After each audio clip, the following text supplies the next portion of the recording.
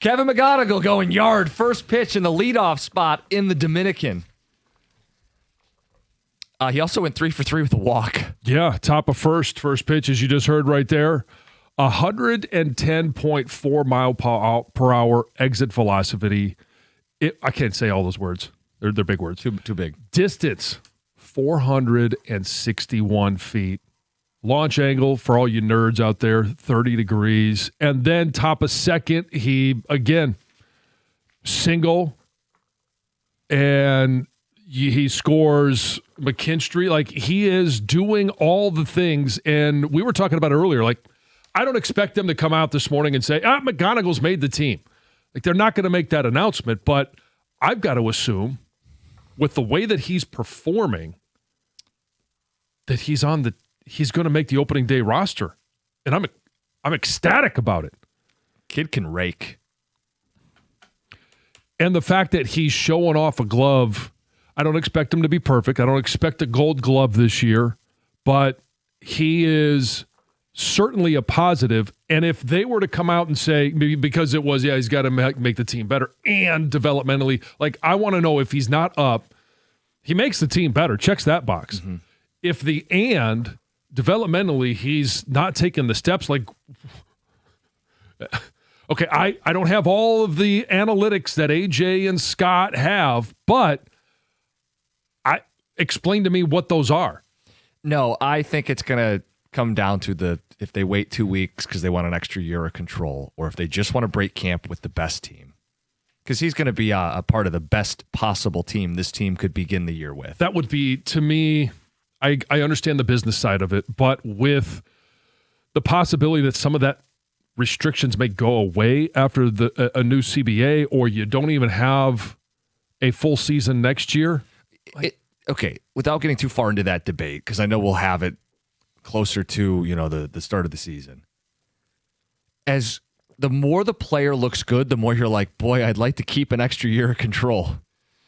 At the same time, though, I don't like playing games, and they have incentivized teams. If he's here, you can earn a draft pick.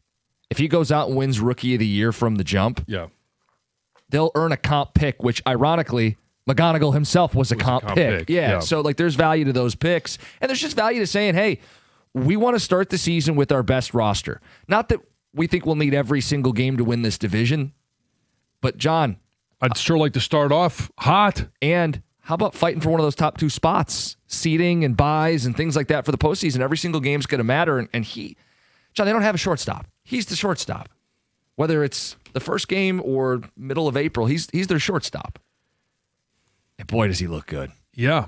And when was Javi at his best last year? When was he Javier? Center fielder.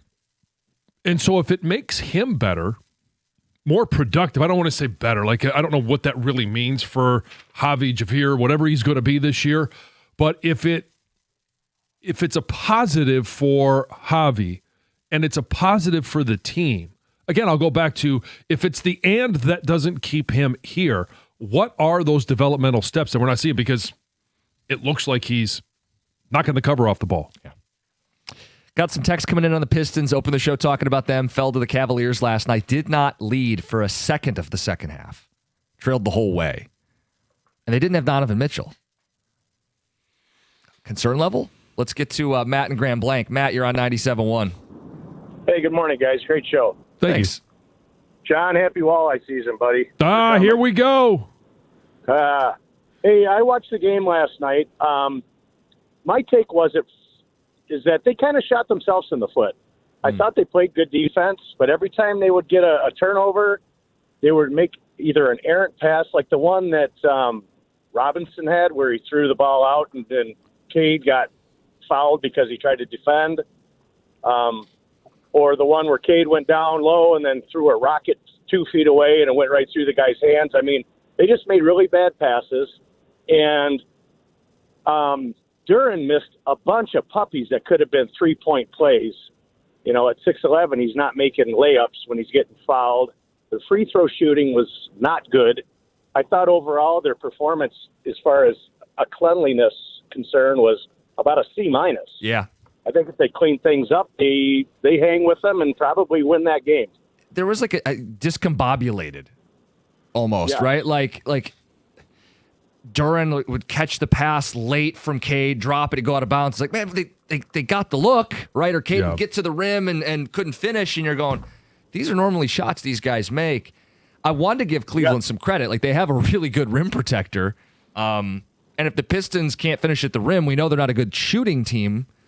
It's why teams like Cleveland or San Antonio could be bad matchups because they can defend the rim. But at the same time, if the Pistons could hold on to the basketball, play cleaner. Yeah, but that's what it is. You just got to play a clean game to beat a team like Cleveland. And at the same time, I don't want to say the Pistons played poorly defensively, but I don't think they played up to their standard defensively until late in the game. And that's coincidentally when they made their run. Because they can overcome a turnover, a missed three, a flubbed pass, some discombobulation offensively if they're playing elite defense. And if they're not, then they're not going to win. That's the comparison that we are making to the standard that they've set, not to what the rest of the NBA is playing in defense. Because if you just compare it to the rest of the NBA, yeah, they played good defense last night.